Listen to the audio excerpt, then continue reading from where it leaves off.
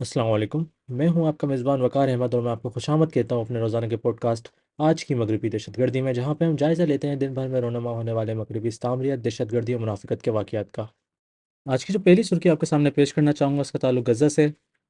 کہ آج تصدیق ملی ہے کہ کم سے کم 64 لوگوں کو غزہ کے اندر شہید کر دیا گیا ہے۔ اس میں شامل وہ لوگ بھی تھے جو کہ پناہ گزین خیموں میں تھے، ان میں شامل بچے بھی ہیں، کم سے کم 5 چھوٹے بچے ہیں جن کو ایک پناہ گزینوں کے کیمپ میں قتل کر دیا گیا ایک اسرائیلی ایئر اسٹرائک کے بعد۔ اس کے ساتھ ساتھ غزہ کے مختلف علاقوں میں اس طرح سے قتل عام کی جو صورتحال ہے وہ جاری رہی، اور اگر آپ پچھلے کچھ دنوں کی رویش دیکھیں تو ہر روز تقریباً 100 لوگوں کو وہاں پہ شہید کر دیا جاتا ہے۔ نام یہ لیا جا رہا ہے کہ حماس کے اوپر ہم پریشر ڈال رہے ہیں کہ وہ جنگ بندی کا معاہدہ قبول کریں، اور مغربی میڈیا میں آپ کوئی سا بھی آپ چینل کھول لیں، آپ بی بی سی دیکھ لیں، آپ گارڈین دیکھ لیں، آپ نیو یارک ٹائمز دیکھ لیں، تو آپ کو نظر آئے گا کہ اس قتل عام کے جو اعداد و شمار ہے وہ پیش نہیں کیے جاتے، صرف خاموشی طاری ہے، اور یہ صرف مشرق وسطیٰ کی میڈیا ہے، الجزیرہ ہے، مڈل ایسٹ مانیٹر ہے، جو کہ ہمیں یہ خبریں پہنچاتی ہے۔ آج کی جو اگلی سرخی آپ کے سامنے پیش کرنا چاہوں گا اس کا تعلق پھر غزہ سے ہی ہے، کہ ابھی جنگ بندی کے معاہدے کے بارے میں ہمیں تو زیادہ کچھ پتہ نہیں چل سکا ہے، لیکن ایک بڑا دلچسپ سا ایک انکشاف آتا ہے دا مڈل ایسٹ ٹائپ ہے، جہاں پہ وہ ایک تحقیق کر کے بتاتے ہیں کہ یہ جو غزہ ہیومینیٹیرین فاؤنڈیشن، یہ جو اسرائیل اور امریکہ کا جو یہ امدادی انہوں نے ایک تنظیم بنائی ہے جہاں پہ غزہ کے لوگوں کو بلا کے ان کو قتل کیا جاتا ہے، تو ان کی جو سیکورٹی دیتے ہیں ان خیموں کی، اس کے لیے ایک امریکی کمپنی کو کانٹریکٹ دیا گیا ہے، ٹھیکہ دیا گیا ہے، جس کا نام ہے سیف ریچ سولوشنز۔ اور ان صحافیوں نے جب اس کمپنی کے بارے میں پتہ لگایا تو ان کو پتہ چلا ہے کہ ان کا جو ڈائریکٹر ہے اس کمپنی کا وہ ہے فل رائلی۔ اور فل رائلی ایک ایسا ایک سی آئی اے کا افسر ہے جو کہ اس نے امریکہ کی جو تحقیقی ایجنسیاں ہیں، جو انٹیلیجنس کی ایجنسیاں ہیں، اس نے نکروگیوں میں بھی چلائی تھیں، ان کو افغانستان میں بھی چلایا تھا، ان کو بغداد میں بھی چلایا تھا، اور اس بات کو تصور کیا جاتا ہے کہ یہ جو فل رائلی ہے یہ مسٹر ڈونلڈ ٹرمپ کا ایک قریبی دوست ہے، ایک ذاتی طور پہ جانے والا دوست ہے۔ اور اب اس کے اوپر، اس دوستی کے اوپر کچھ سوالات اٹھنے لگ گئے ہیں کہ ابھی کچھ ہفتوں پہلے امریکی حکومت کی جانب سے ایک اعلان ہوا کہ ہم غزہ ہیومینیٹیرین فاؤنڈیشن کو 30 کروڑ ڈالر کا عطیہ دینے والے ہیں، اور اس کو مزید اگر توقع کی جائے ان کی اپنے رپورٹس کو دیکھ کے تو یہ بولا جا رہا ہے کہ غزہ ہیومینیٹیرین فاؤنڈیشن کو کچھ غالباً 1.8 ارب ڈالر دیے جائیں گے سالانہ طور پر،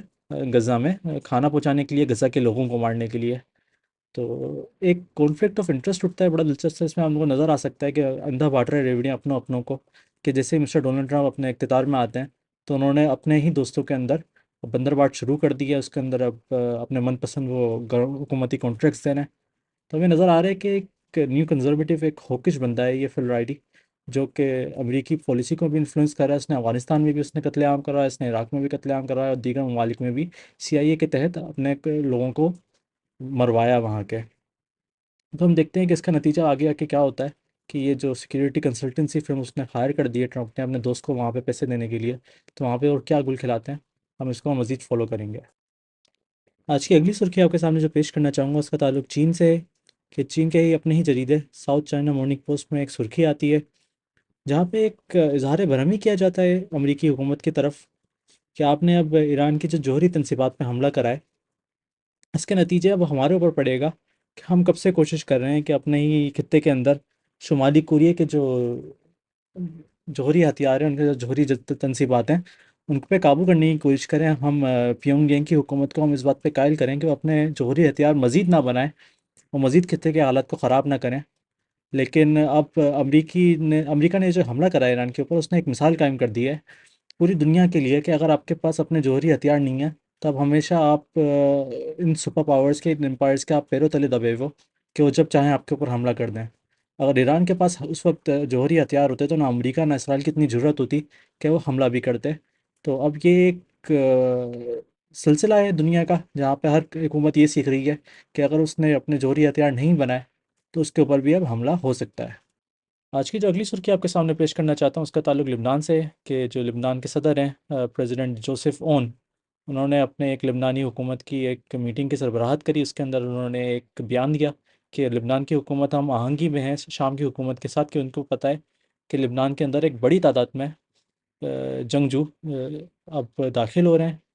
جو یہ جنگجو لبنان کے اندر داخل ہو رہے ہیں سیریا کی جانب سے، شام کی جانب سے، ان کا تعلق کچھ سنی تنظیموں میں سے ہے، اور اس کا جو مقصد ہے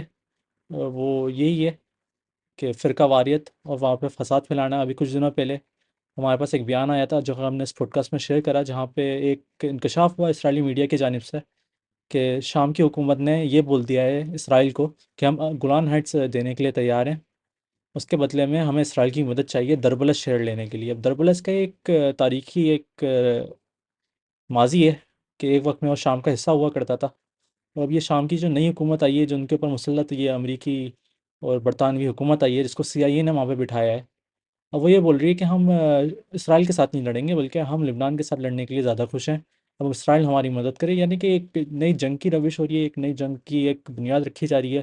کہ کس طرح شام اور اسرائیل اب، یا پھر امریکہ اور اسرائیل مل کے اب لبنان کو توڑنا چاہتے ہیں اور دوبارہ سے مشرق وسطیٰ کے نقشوں کو تبدیل کرنا چاہتے ہیں. تو اس سے منسلک ایک بڑی ایک خبر آتی ہے کہ ٹرمپ انتظامیہ کی جانب سے جو پابندیاں تھیں شام کے اوپر، انہوں نے جو اپنا انہوں نے پالتو جو گورنمنٹ وہاں پہ بٹھائی ہے شام کے اندر، اس کے اوپر سے انہوں نے تمام پابندیاں ہٹا دیں. الجولانی پہ بھی سے بھی ساری پابندیاں ہٹا دیں. لیکن اس کے ساتھ ساتھ یہ دو ایسے گروہ ہیں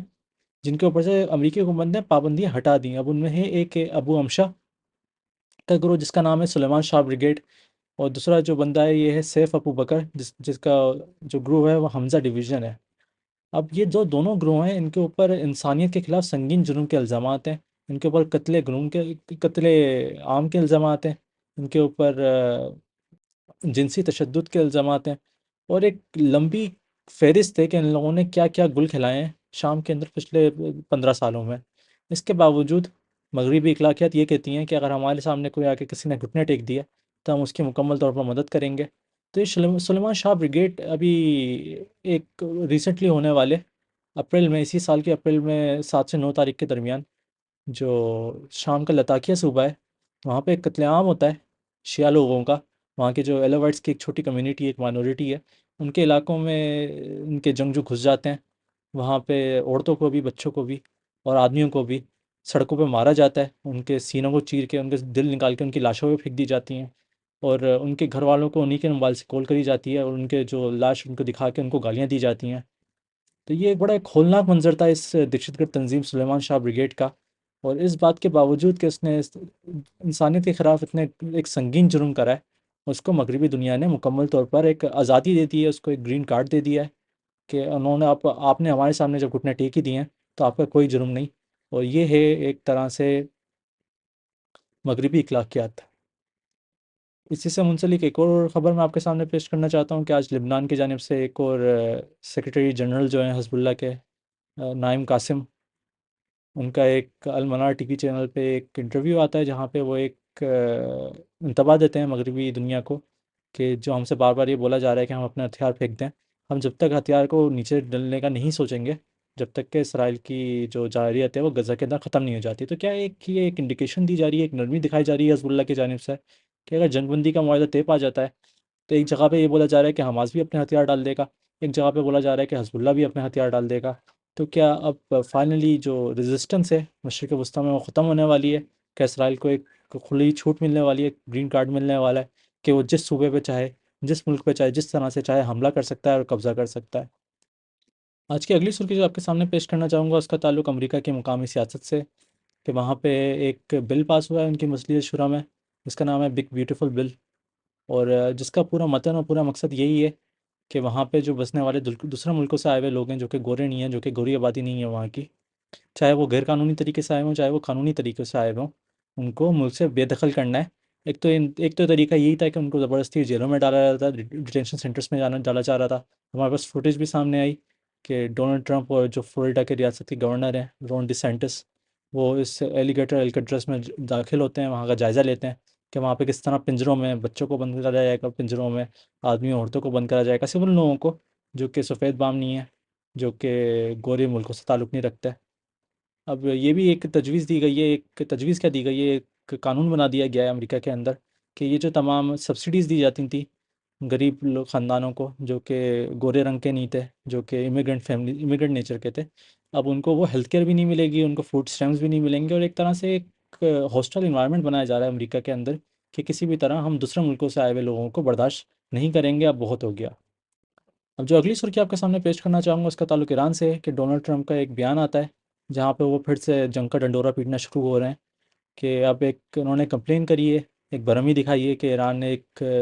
قانون پاس کرا ہے اپنی ہی مجلس شورا میں، جہاں پہ انہوں نے اس بات کا انتباہ دیا ہے کہ ہم کسی بھی قسم کا کوئی اب انٹرنیشنل اٹامک انرجی ایجنسی کے انسپیکشن نہیں کرائیں گے، کوئی ہماری جوہری تنصیبات نہیں دیکھے گا، کوئی ہمارے جوہری